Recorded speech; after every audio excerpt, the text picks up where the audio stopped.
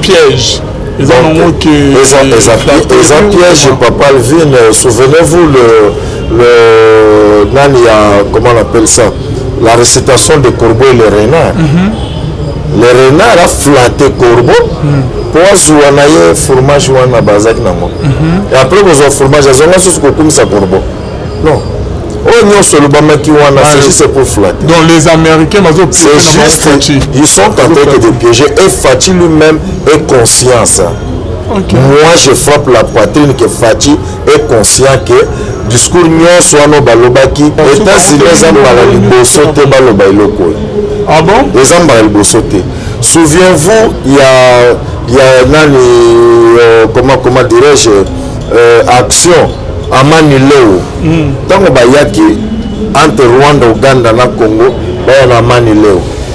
États-Unis alobaki je retire le soutien de l'Ouganda et le Rwanda parce que bazo fait souffrir ba Congolais.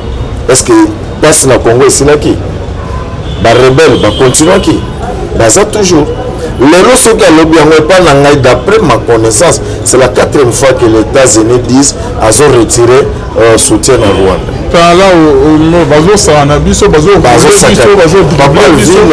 Je crois que aux gens a des questions et posées, réponse mais pour déjà anticiper, les Congolais faut que les États-Unis aient soutenir les rebelles. Dans la quête, il y a Zamba. Ce qui veut dire que la carte ya ville peut bazar. Aux ans après, moi je que États-Unis ont soutenu. Mais il y a mon lobby na soutien apporté na Rwanda. Mais le 1er octobre contrat na bango M23 va soutenir bango. M23 va soutenir M23 za Rwanda. Mais tu dis que Rwanda papa.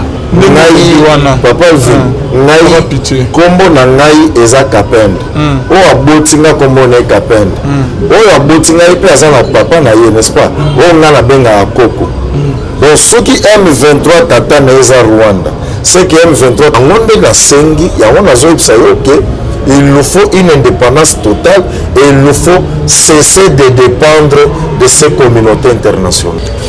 Bonjour na bandero nyonso bazola na biso de partout boye limayelam na émission na bino rien que la vérité tolo bato tokoloba kaka na mayematali mboka Congo bien aimé. Merci na baye ba soutenir émission na biso ba oyo ba zala wana toujours pour na biso là na moni papa na biso pasteur Feza Misia la bouche autorisée de l'Éternel depuis Zurich na filo muko ya motema ya Bivens Domo depuis Londres pe na mama Gisèle Luke le motema papa Emmanuel na Boston. Bonzambe Yesu nde mosuki si bien aimé toujours na cadre pour informer bino tozoni seli bino lisusu moko ya bana mboka o ke boyebi très bien qui n'est pas présenté papa Piché to yamaki la fois passée bo sepela ki na ye tozoni sesu na émission na biso ya lelo rien que la vérité to le bateau mbote mona mboka mbote papa Alvin mbote na ba téléspectateurs nyonso ba o nyonso baza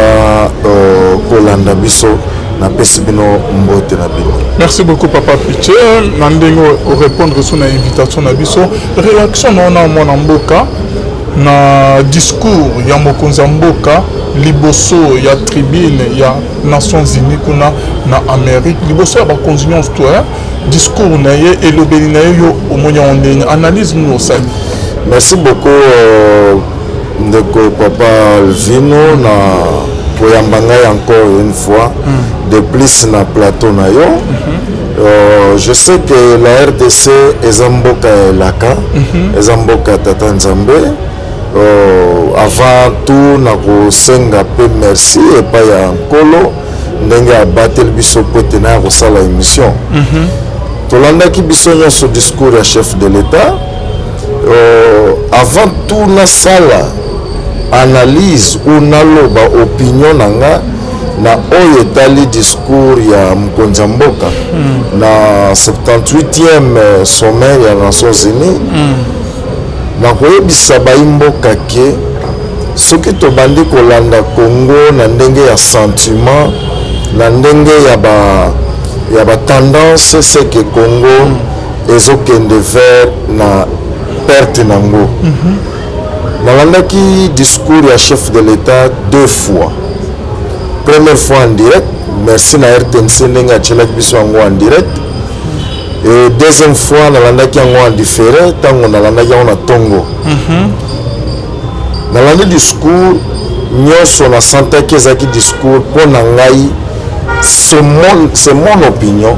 C'était que le discours de populisme, un discours qui n'a pas mis le Congo dans la conquête, il y a la chéquier international. Donc le discours a manqué beaucoup de choses. Comment pour ça moi, tout le monde va bêter le mabo. Non, oui. Décourager, droit, loyal, à Bangelo, comment on sans crainte. Le courage qu'on a parlé, et ça par rapport à ce qu'on dénoncer tout le temps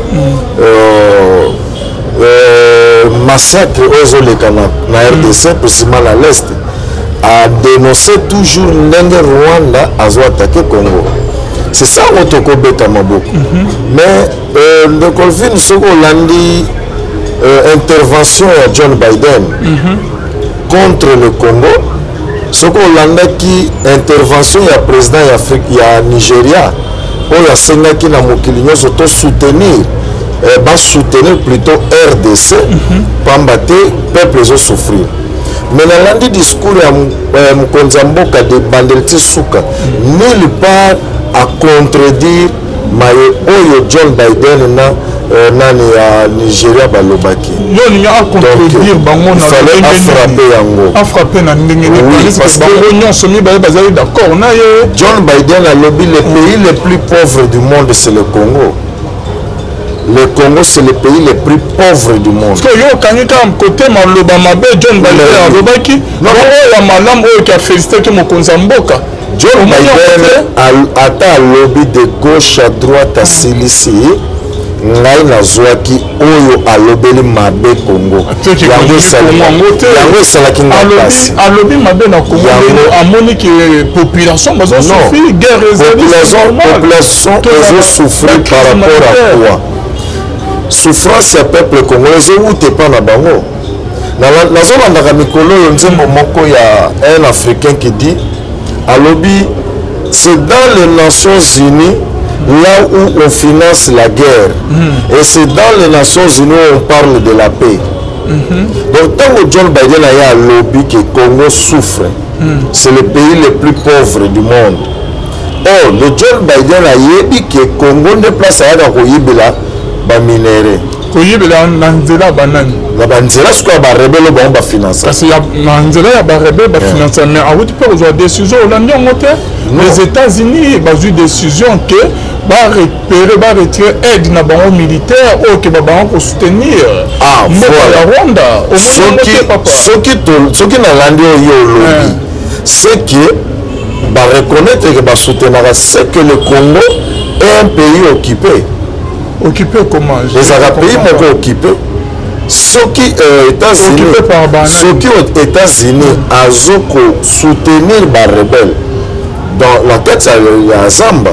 Ce qui veut dire que la tête il y a ville peut bazar. Aux ans après moi que les États-Unis ont soutenu. Mais il y a mon comme le lobby. La soutien apporte à Rwanda.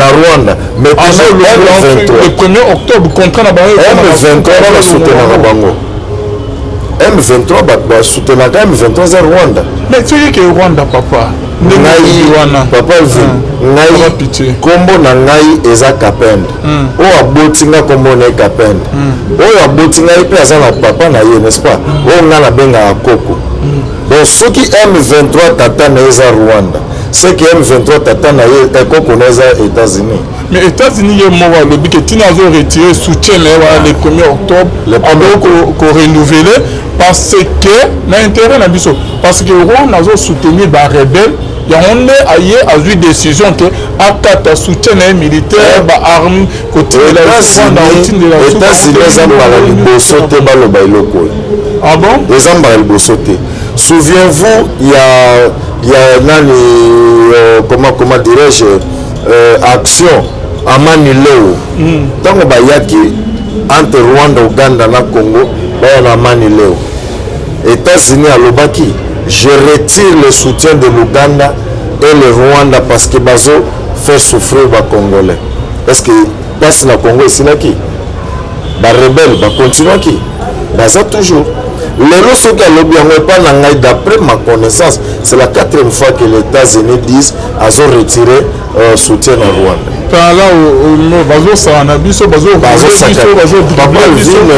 je crois que oza na baquestion ebele okopose nga ngai mpe naza na baréponse ebele na kopesa yo mais pour déjà anticiper les Congolais faut tolamuka oyo nyonso baodistraire biso la communauté internationale soi-disant la communauté internationale il faut que les Congolais se prennent en charge et les Congolais se lèvent il faut totelema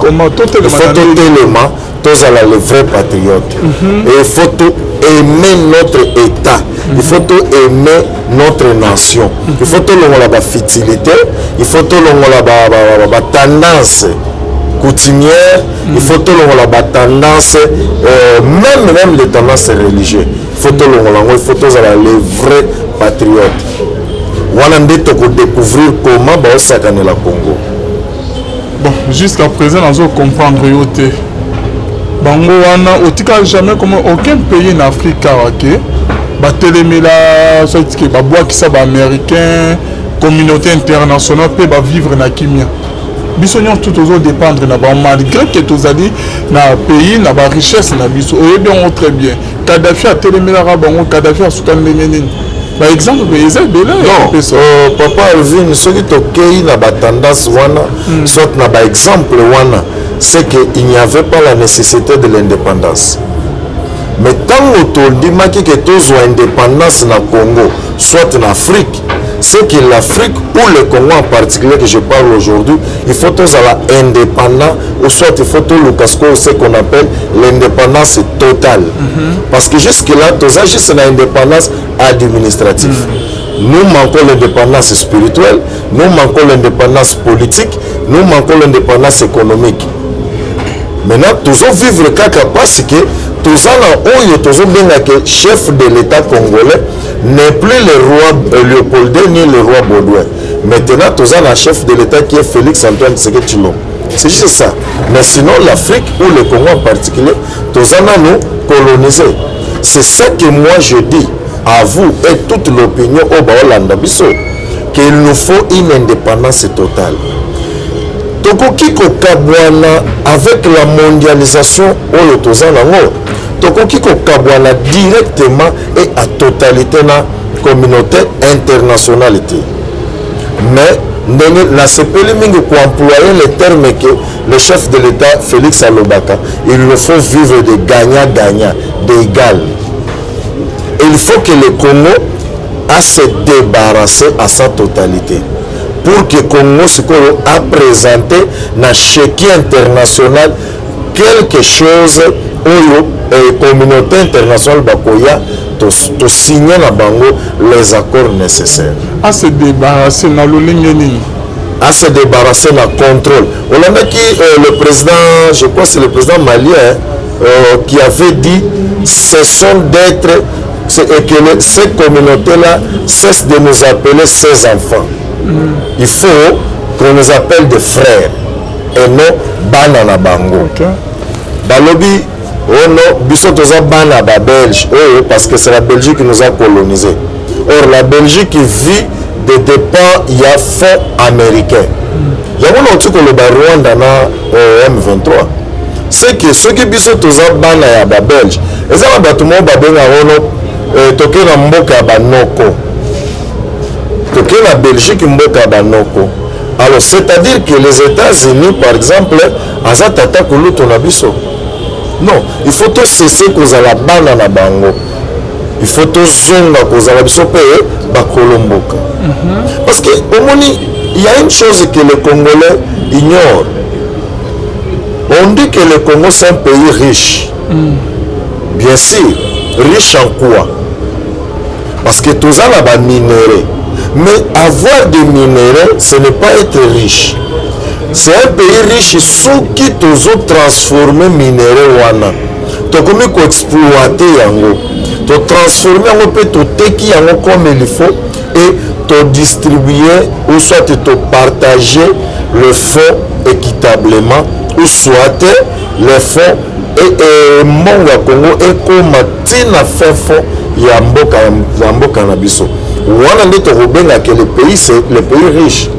Mais tant que le Congo n'exploite pas, le Congo ne transforme pas, c'est que le Congo n'est pas riche. Yango nde na sengi yango nazoyebisa yo que il nous faut une indépendance totale et il nous faut cesser de dépendre de ces communautés internationales. Merci beaucoup Papa Pitché.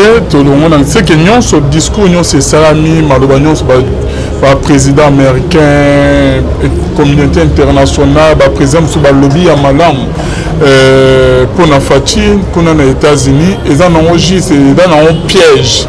Ils en ont que ils ont piège Papa Alvin. Souvenez-vous le comment on appelle ça, la récitation de Corbeau et le renard. Le renard a flatté Corbeau pour jouer un fromage ou un bazak. Et après, vous avez fromage, vous avez un comme ça Corbeau. Non. C'est juste pour flatter. Donc les Américains, c'est juste, ils sont en train de piéger. Et Fati lui-même est conscient de ça.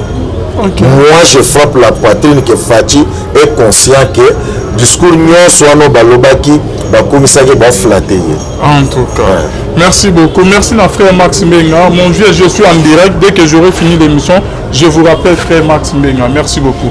Voilà, Papa Pitché, tout le monde a sujet Moussoussou. Il y a départ, il y a MONUSCO. MONUSCO a s'entêté toujours. Azoboya, malgré la marche Salami année dernière, Bandero Nabiso Bakoufi, année aussi Salami, Bandero Bakoufi. Population il y a goma bazoli na MONUSCO mais azo s'entêter toujours. Réaction na kozalani. Vasepelaki mingi pe na phrase wana soki paragraphe wana ya mokonzi ya mboka na tribune asengaki au lieu zala na 2024 il faut que MONUSCO bakene na 2023. D'ici là na décembre. J'ai beaucoup aimé la côté wana paye na sepelaki. OK. Mais on non bimiska makamabe otoninga question ngo siko. OK, vas-y le belong na sepelaki nango MONUSCO siko a totalisé 25 ans ou plus si je ne me trompe pas. Na moni nanga musala malunga au MONUSCO asaleli bisote. Yango naza d'accord na chef de l'État ya kosenga pona ngai il fallait pas to senga ezande ko zwa détermination. Tozui kaka ba avion ya bango ya MONUSCO tozui pe na ba Congo Airways toza na soki moko wana autotikali nango totondisi bango bakena bango avion ekiti na États-Unis na siège ya Nations Unies wana c'est fini, on se débarrasse avec eux. Basel biso le côté. Souvenez-vous en 2005 à 2006 le représentant MONUSCO a loba que non kunda non job alobango non kunda non job. C'est que basala na bango business na bango tozomona batango bandeko na biso na leste basepelite baki kosala marche tina porte na bango bazo vivre ba réalité et sauf ils sont là que ya kotimolaka ba or na bango ba diamant ba cobalt bazo faire enrichir ba bato na bango ba firmes internationaux ba sociétés multinationales et c'est fini.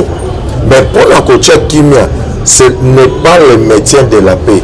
MONUSCO pour nangana bengi yango l'occasionnel de la guerre au Congo. Donc la MONUSCO est là pour soutenir la guerre, pour bango ba vivre, bango ba yibara na bango ba minerai. Pour moi, en passant, je donne conseil au chef de l'État à sa décision. To bengani ga bango bakene na bango ndenge salamaki na Mali na ndenge basalaki na Angola pe ndenge basalaki na Mali tout bakene na bango.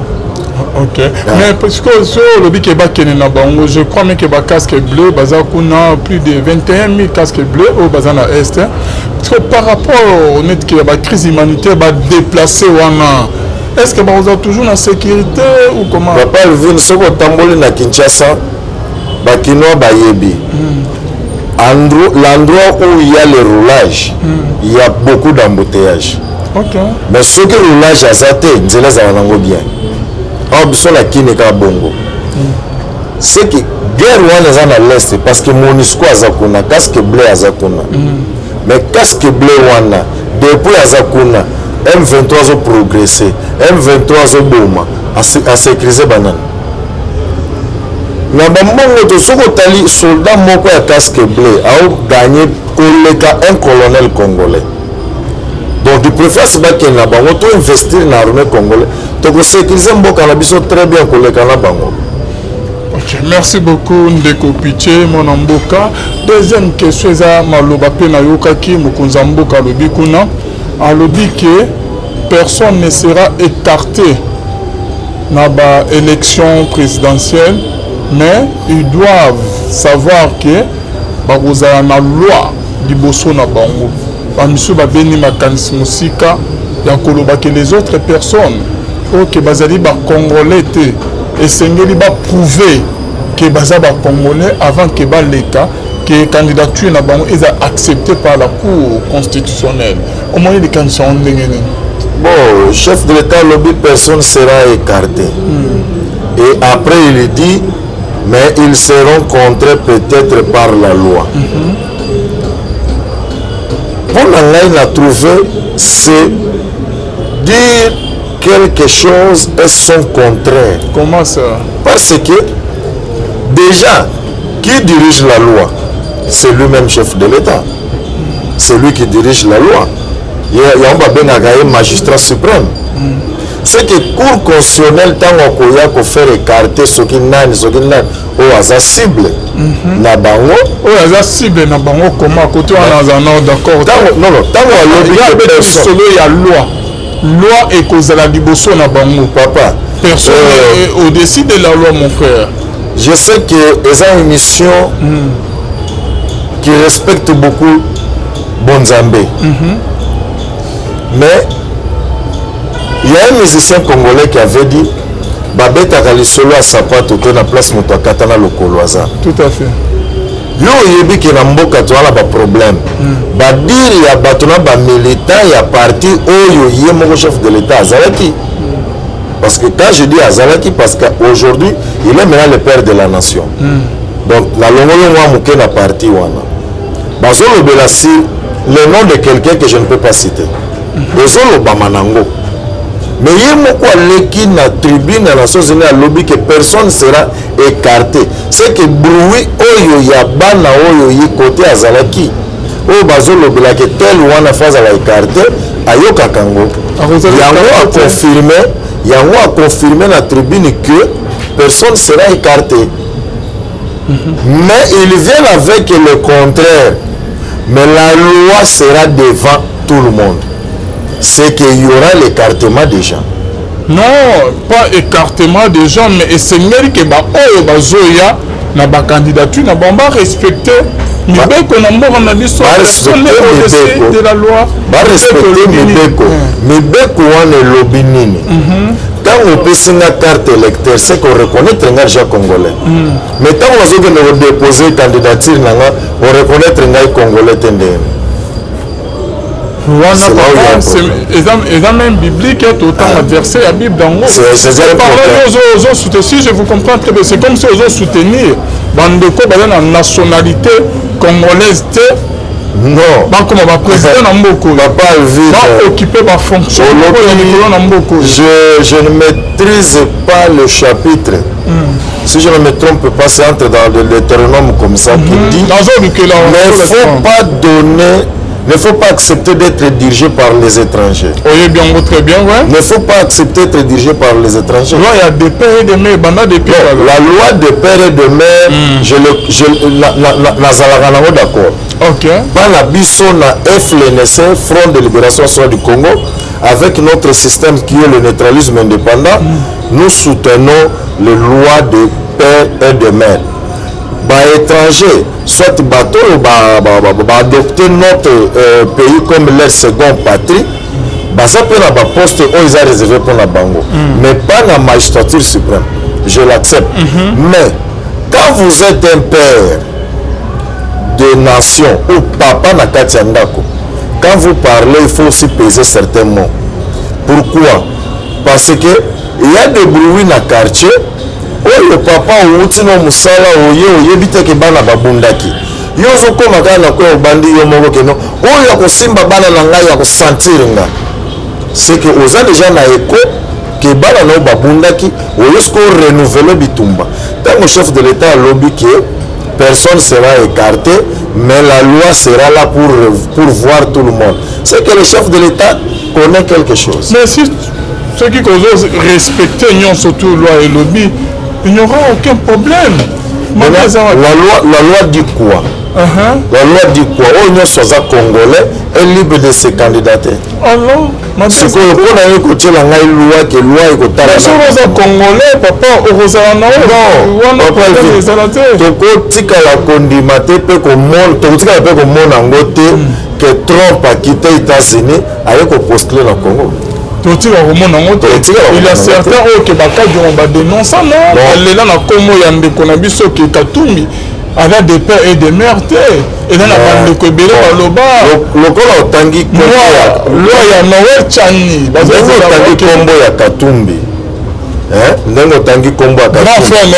Qui n'est pas des Congolais de pères et de mères, mais biso soit au bétal qui est maboko comme député, c'est normal. Gouverneur. Mais c'est normal, mais pas fonction, il y a du colon. Non, être déjà un gouverneur. Tous ont un sens propre. Mais c'est papa là qui dit Congo. Parce que papa, si je vous comprends très bien, vous avez dit pour que Moïse Katumbi comme président Yamboko un jour. Mais pourquoi pas ceux qui sont congolais?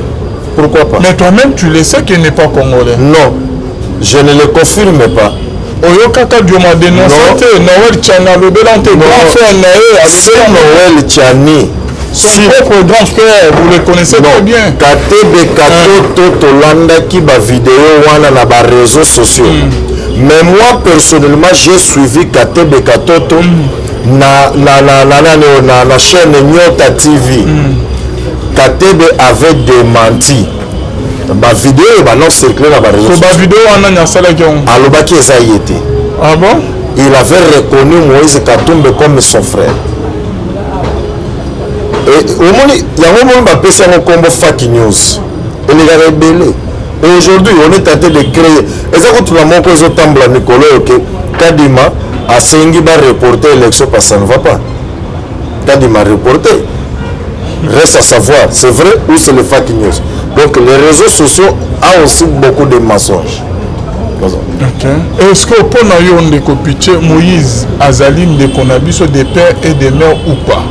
Bon, ngai na botami na tata kombo na Kapel de Lekanyem aboti ngai na ndako nanu nazwa grâce te ya kokota na ndako ya Moïse Katumbi nanu nazwa grâce te ya kosolola na ye c'est difficile na prouver que Moïse Katumbi est congolais ou Moïse Katumbi est étranger. C'est difficile parce que je ne connais pas la maman de Moïse Katumbi. Naye koyeba Moïse Katumbi gouverneur de Katanga, naye koyeba Moïse Katumbi député au Congo, naye koyeba Katumbi un opérateur économique congolais, naye koyeba Moïse Katumbi allié principal de Félix Antoine Tshisekedi Tshilombo. Je me limite là. Pour nous de copier. Après qu'il y ait une élection présidentielle, il est libre de se présenter. Ce gars a un bon moyen, yo étant que moi na Congo, Makila ya Congo, moi yo télémélango ezate. Na ko télémélango ndeni soki loi et lobby que oyo aza congolais a postuler. Pour na mo Katumbi aza congolais. Bon, il habite au Congo, à la banane na Congo. Nous avons une résidence non officielle dans le Congo. Le bateau que tout le monde va botter dans le Congo, va botter dans la nationalité. Moïse Katumbi était l'allié principal du président Félix. Et Moïse Katumbi il vient à peine de travailler ensemble avec le président Félix dans l'Union sacrée. Si il a travaillé avec le président Félix, Naboyangote papa. C'est là la question qui a commis Malamo congolais à une nationalité. Dans le Bassala qui alliance, pourquoi Lobaki n'a noté que tout ça l'alliance avec un étranger? Et pourquoi Moïse na Bible Moïse Katumbi Koutaya na Kimukolo bien ça travaille na Kimukolo Moïse na kata Bible ndeko na ngai bazui avec un bébé babokoli na ndako Pharaon Moïse akoli. Mais ailleurs pour la reconnaître makila na yeke azali égyptien te. Mais il faut savoir que le makutu militaire en faveur ya ndeko na ye militaire wana ba ko menacer. Moïse dans la Bible a sauvé qui peut Égypte. Ce qui est un exemple précis. C'est grâce à Moïse que l'Égypte prospéra qui. C'est que les Égyptiens bazakana nyongo ya Moïse. Parlons de nous, il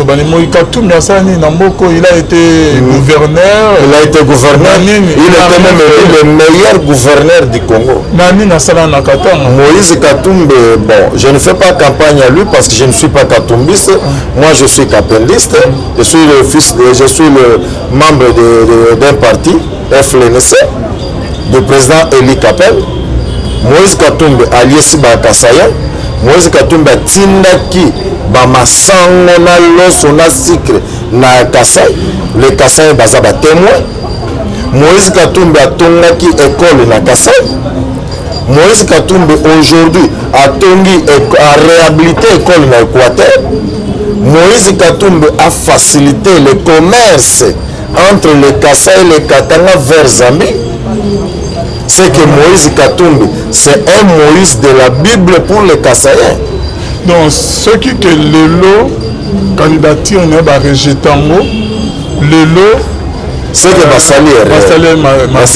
Et dans une gratitude. Et ce qui est le lot que Papa Mbosso Andimi loi Tchani de père et de mère validé que Bandimi on a Assemblée nationale, Mbosso a su prendre le bisognon tout na konima loi wana. Na défaveur ya Moïse Katumbi. Papa Elvin, réaction non. Le problème est que le Congo c'est un pays aujourd'hui devient jeune. Congo est comme jeune parce que jeunesse est belle, baza ko ignorer dans ma kamboleka. Mais moi, en étant un jeune historien qui cherche l'histoire, je vais dire au peuple congolais que le vieux Mbosso, à l'époque quand il était commissaire l'État ya Mobutu, Mbosso avait nié la nationalité de Etienne Tshisekedi. Mbosso tanga banasa la Mobutu a nié que Etienne Tshisekedi n'est pas congolais. Le Mbosso a commis qu'on nié Moïse. Et pas na ngai na roloba que ça ndenge ya vieux Mbosso. Ah bon? Oui. Ya ndenge na ye. Ok, merci beaucoup.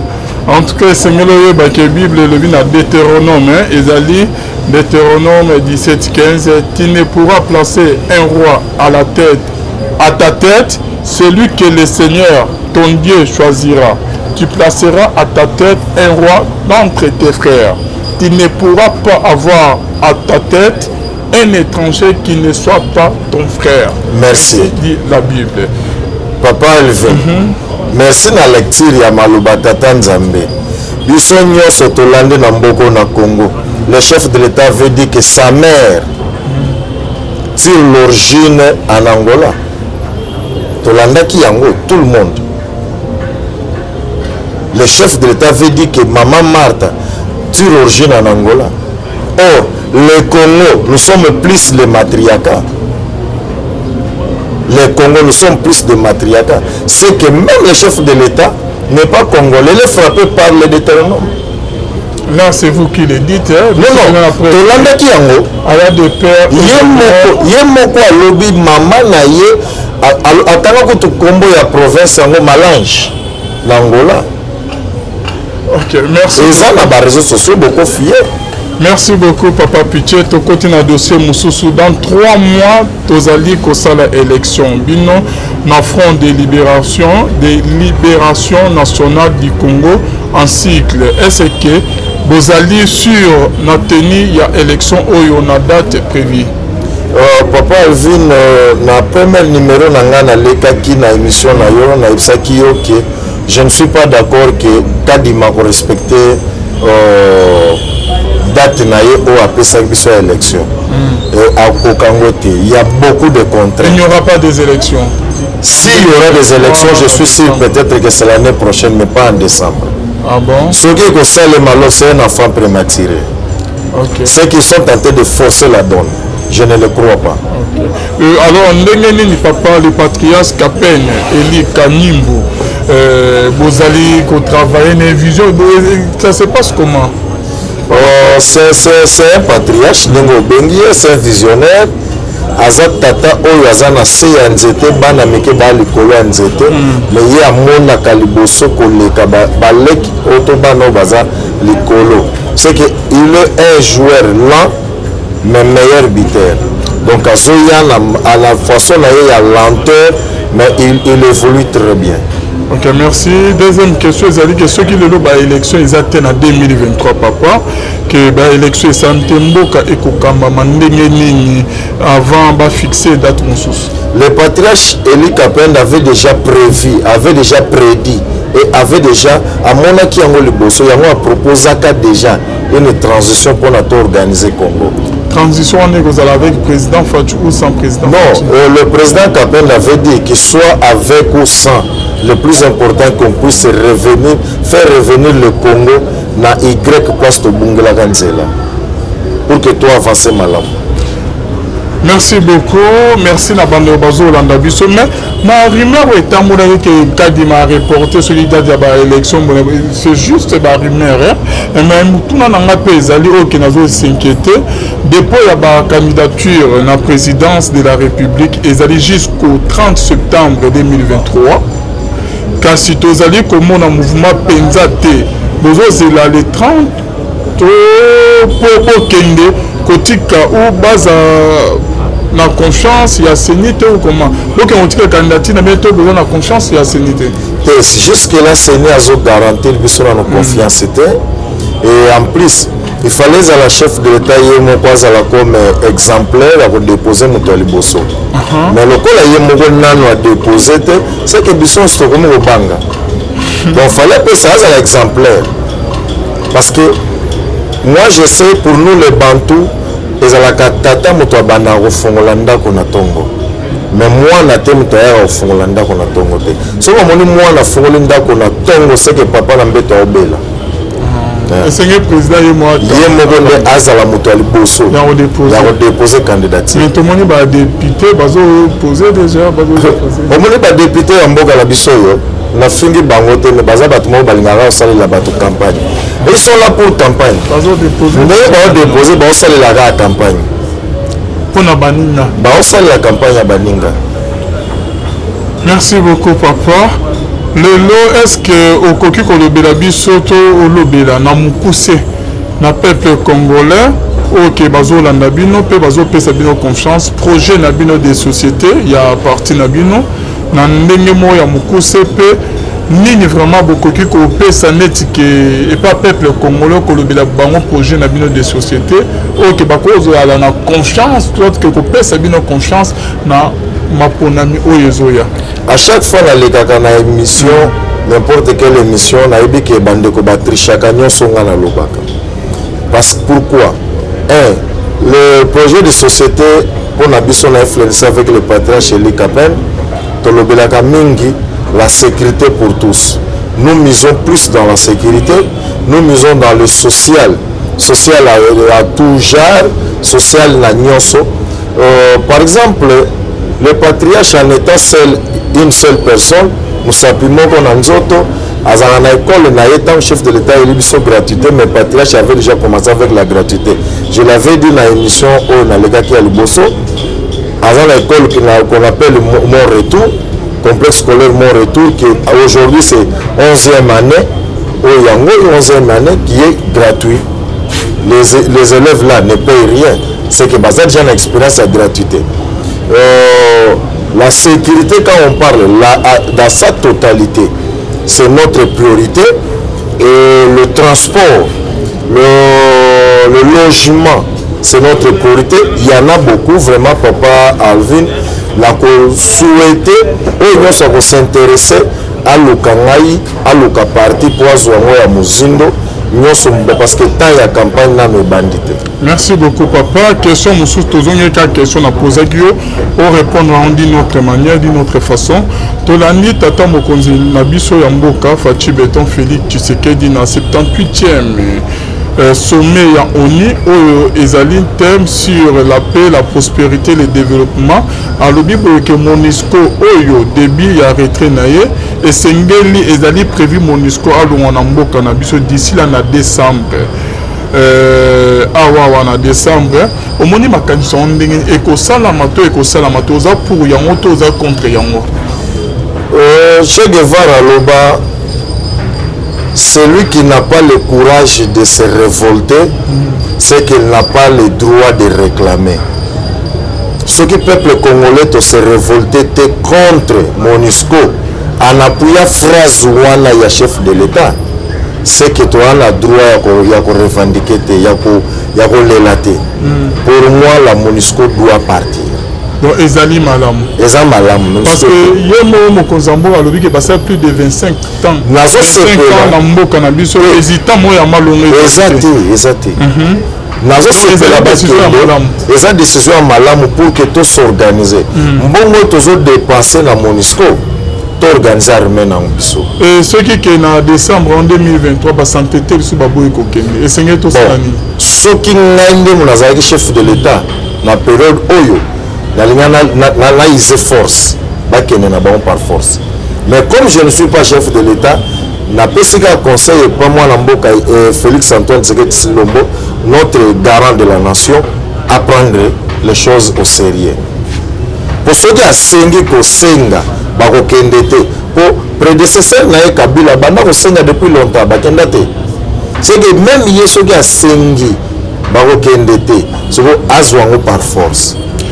Maloba na nini okoki koloba réaction, votre réaction par rapport toujours na kati ya sommet ya 78e sommet ya ONU mokonzi ya mboka ya Guinée Conakry lieutenant colonel Mamadi alobi ke akebisi ba occidentaux pe ba américain ke ba benga biso bana na bango te. Réaction na yoko ozala ndenge vraiment tango na banda kolanda bana ya ba américain te ya ba russe te alobi tout le monde ya ba américain donc ba occidentaux ba russe tout le monde nazaki na ndako bana te nazali na ndako na landi yango esalaki ngai esengo moko ya kosakana te. J'ai beaucoup aimé Papa Alvin.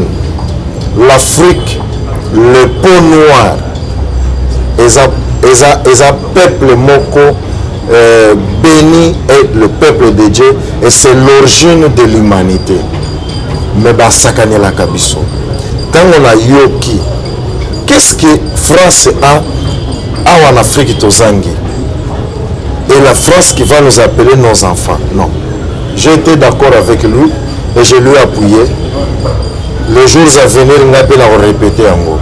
Merci beaucoup. Mais bon, quand même, les jeunes présidents, par rapport à papa Nabiso à des pics, jamais tout le monde a courage, on Sassou Nguesso, ni Kagame, ni Museveni. Mais bana o bazoya ba jeune président ba na courage wana ya hôtel mais là ba o OK bazo coloniser biso jusqu'à présent ko lo bana ba en face boy. Papa vient na bato ko ba olanda ngai entre les gérants et l'héritier, il y a deux choses différentes, deux personnalités aussi différentes. C'est que batata yo lobi bazala ki ba gérant, soit bazala ba gérant, mais ba jeune no ba komi ko loba c'est ba héritier. Héritier ayebi pasi ya tata na ye, mais gérant ayebi pasi ya patron te. Gérant ayebi oyo azokotisa, mais ayebi poche ya patron te. C'est que à la facilité à bébisa comme à la facilité à bongisa parce qu'il est mandaté, soit il est géré par un patron. Mais gérant, pardon, nani héritier, a dit que tata nangai anyokwami. Il faut naya na pona sunga, il faut na donc azo yana na mentalité à tata na yena.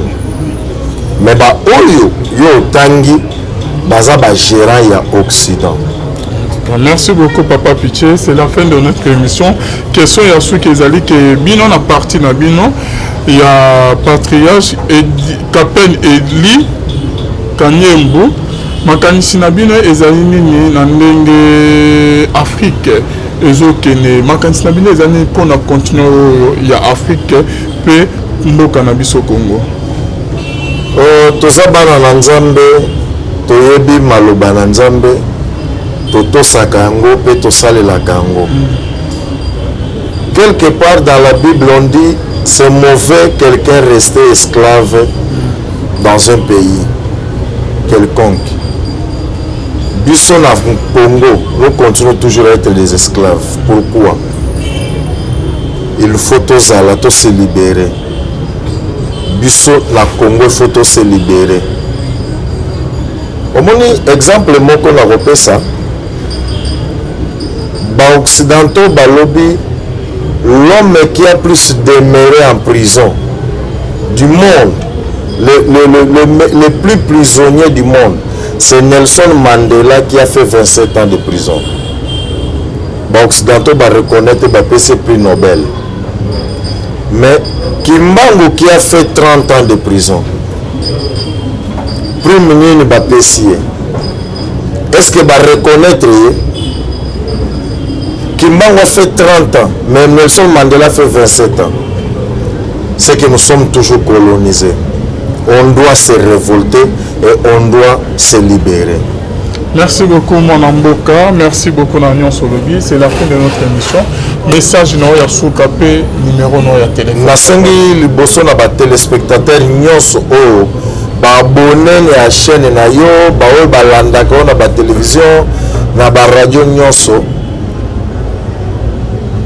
Tozala na esprit d'analyse et non l'esprit de critique, parce que les critiques ne nous amènent nulle part, fait que faire chuter le Congo. La communauté internationale n'a pas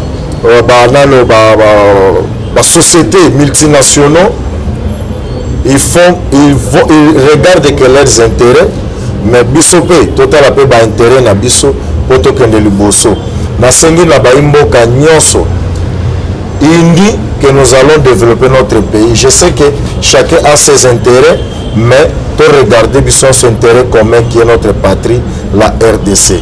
La RDC doit prospérer et la RDC doit être un pays qui doit démontrer la vraie gâchette de l'arme, le revolver qui est l'Afrique. Merci beaucoup. Papa. Numéro ya contact ya papa Pitché Yangwana na serre pour nous obengi na numéro na serre. Merci à vous tous qui nous avez suivis. Qu'on se retrouve à la prochaine. Bye.